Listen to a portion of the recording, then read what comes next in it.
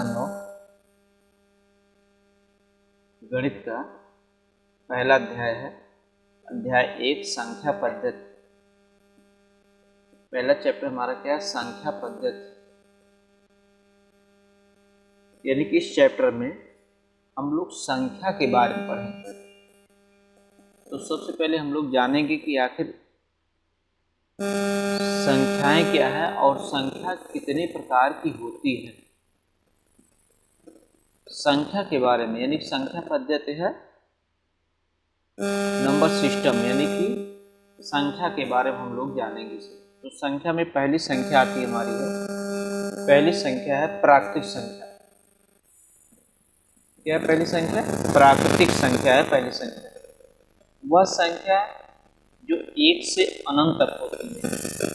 प्राकृतिक संख्या 1 से लेकर के शुरू होती है, यानी कि जो संख्या गिनने के काम में आती है, जिसकी हम गिनती कर सकते हैं, जिससे जैसे 1 2 3 4 5 6, वो सभी संख्या क्या होती है? प्राकृतिक संख्या है, नेचुरल नंबर होता है। 1 से लेकर के अनंत तक संख्या 1 2 3 सब अनंत तक क्या होती है हमारी? ये प्राकृतिक संख्या होती है। दूसरा हमारा आ गया पूर्ण संख्या है। पूर्ण संख्या, पूर्ण संख्या क्या? वह संख्या है जो 0 से अनंत तक होती है, यानी कि जो हमारी प्राकृतिक संख्या लिखी, यदि इसी प्राकृतिक संख्या में 0 और जोड़ दिया जाए, 1 2 3 4 लिखा गया, यदि इसी में 0 और लिख दिया जाए, 0 हो गया, ये 0 और लिख दिया जाए तो 0 1 2 3 4 ये सभी संख्या कौन सी हो जाएंगी? पूर्ण संख्या होंगी। 0 से लेकर के अनंत तक जितनी संख्या लिखी जाती है सभी संख्या क्या होती है? पूर्ण संख्या होती है। तीसरा के देखिए सभी संख्याएं हैं। तीसरा पूर्णांक। पूर्णांक क्या है? सभी पूर्ण संख्याएं तथा ऋणात्मक संख्याएं 0 के साथ मिलाकर पूर्णांक बनाती हैं। यानी कि जितनी हमारी पूर्ण संख्या है, ये पूर्ण संख्या 0 से लेकर के 1 2 3 4 5 ये सभी क्या है? पूर्ण संख्या तथा ऋणात्मक, इसमें में ऋणात्मक संख्याएं जोड़ दीजिए तो सभी संख्याएं मिलकर के क्या होती हैं? पूर्णांक होता है। जैसे संख्या रेखा पर हम लोग दर्शाते हैं, संख्या रेखा है, जैसे संख्या रेखा पर दर्शाते हैं 0 हो गया, इधर प्लस की संख्या लिखते हैं, इधर माइनस संख्या लिखते हैं। प्लस संख्या और माइनस संख्या जितनी सभी संख्याएं होती है सभी क्या होती है? पूर्णांक होता है। देखिए 0 हो गया, 0 के बाद 1 2 3 4, इधर हमारा धनात्मक है, धनात्मक संख्या यानी धनात्मक पूर्णांक, और इधर क्या है? 0 के बाईं तरफ, 0 के दाहिनी तरफ धनात्मक होता है, 0 के बाईं तरफ क्या होता है? ऋणात्मक। यही 0 यानी कि जो धनात्मक संख्या होती है और जितनी ऋणात्मक संख्याएं होती है सभी को मिलाकर क्या बनते हैं? हमारा पूर्णांक बनता है। अब उसके बाद है नंबर 4 अभाज्य संख्या है। अभाज्य संख्या क्या है? 1 से बड़ी वे प्राकृतिक संख्या है जो 1 या स्वयं के अलावा किसी और से विभाजित न हो। ऐसी संख्याएं जिसका गुणनखंड 1 हो और वही संख्या हो, यानी कि वो केवल 1 से विभाजित हो और उसी संख्या से विभाजित हो, ऐसी संख्याओं को हम क्या कहते हैं? अभाज्य संख्याएं कहते हैं, जो 1 से और उसी से, 1 से और स्वयं संख्या से। जैसे 2 है तो 2 किससे विभाजित होता है? 1 से होगा या तो 2 से होगा, या तो 1 से होगा या तो 2 से। 3 या तो 1 से विभाजित होगा खुद, या तो 3 से विभाजित होगा। 5 1 से भाग देने पर भाग जाएगा, या तो 5 देने भाग जाएगा, और किसी विभाजित होगा नहीं। ये सभी संख्याएं क्या होती है? हमारी अभाज्य संख्या है। पांचवा हमारा क्या है? भाज्य संख्या है। 1 से बड़ी वे प्राकृतिक संख्या है, 1 से बड़ी वे प्राकृतिक संख्या है जो 1 या स्वयं के अलावा किसी और से विभाजित हो जाए। भाज्य संख्या है जिसका गुणनखंड 1 2 या 2 से अधिक हो। ऐसी कौन कौन सी संख्याएं हैं जिसका गुणनखंड 2 या 2 से अधिक हो, या ऐसी कौन सी संख्या है 1 के अलावा और भी संख्याओं से कट जाती है भाग देने पर? जैसे 4 है तो 4 का 1 से भी कट जाएगा, 2 से भी कट जाएगा, 4 से भी कट जाएगा। देखिए इसके गुणनखंड 2 से अधिक आ गया, 1 से भी कटेगा, 2 से भी कटेगा, और किससे कटेगा? 4 से कटेगा। इसलिए सभी संख्या कौन सी हुई? भाज्य संख्या है। परिमेय संख्या क्या है?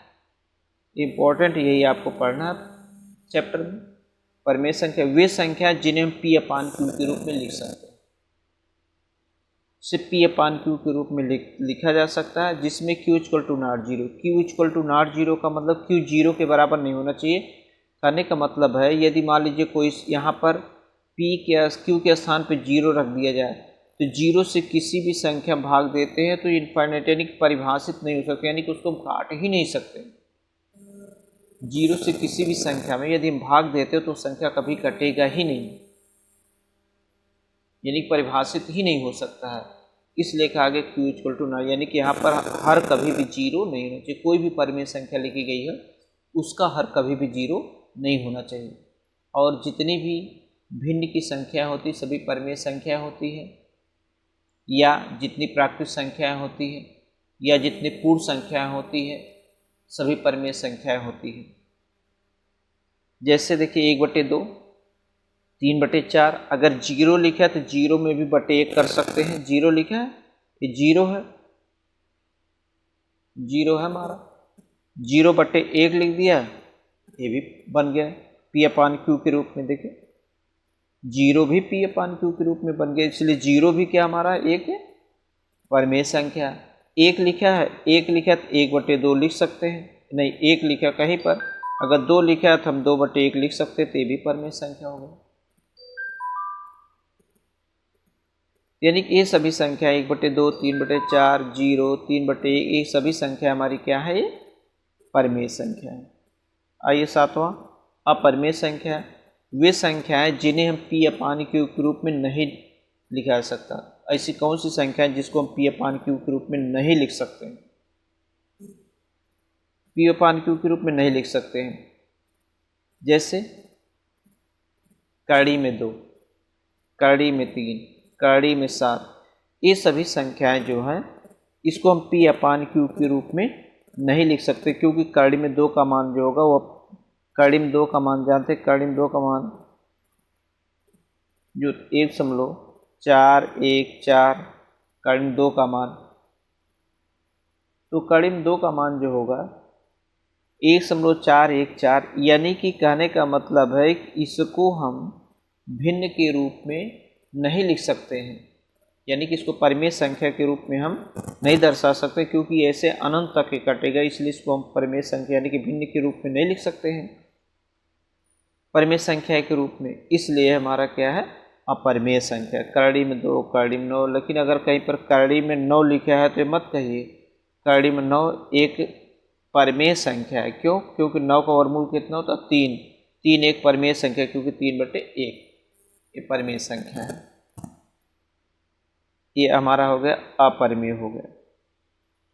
उसके बाद आ गया,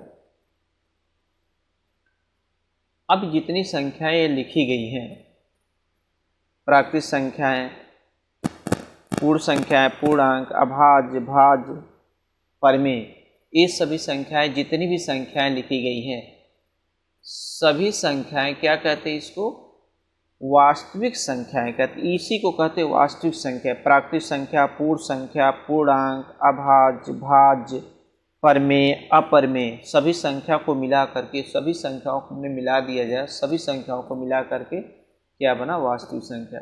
सभी संख्याओं का संग्रह ही क्या है, वास्तविक संख्या है। ये वास्तविक संख्या, वास्तविक संख्या सभी संख्याओं का संग्रह है, वास्तविक संख्या।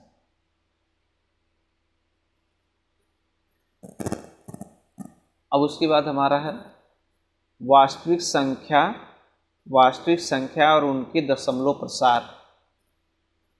वास्तविक संख्या जो होती है उनको दशमलव प्रसार हम लोग कैसे करते हैं, इसको देख लीजिए।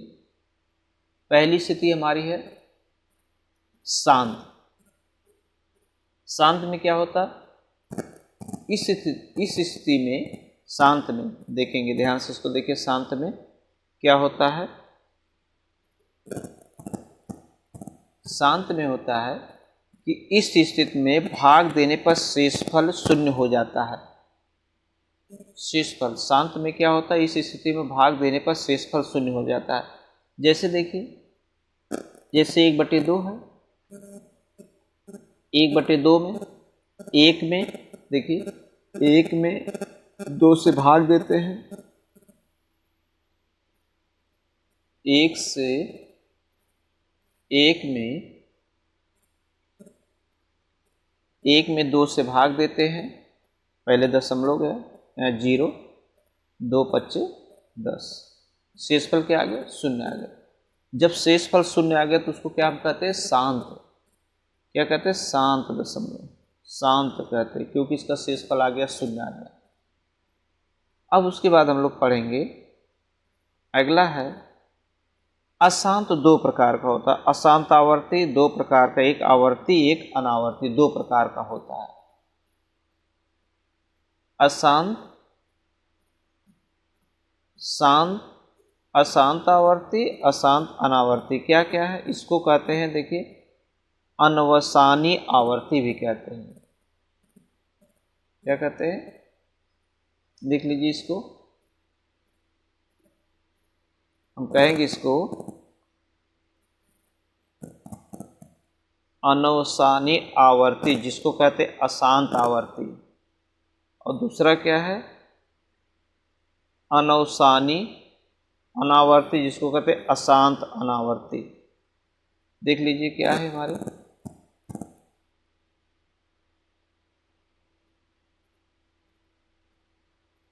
इस स्थिति में अनवसानी आवर्ती में क्या होता है? देखिए, इस स्थिति में भाग लेने पर शेषफल, इस स्थिति में भाग देने पर शेषफल की पुनरावृत्ति होता है। यानी कि जो अशांत आवर्ती होता है, इसमें जो परिमेय संख्या होता है उसमें भाग देने पर उसका जो शेषफल आता है उसका पुनरावृत्ति बार बार वही आता है। उसका जो शेष आता है, शेष उसका बार बार वही आता है।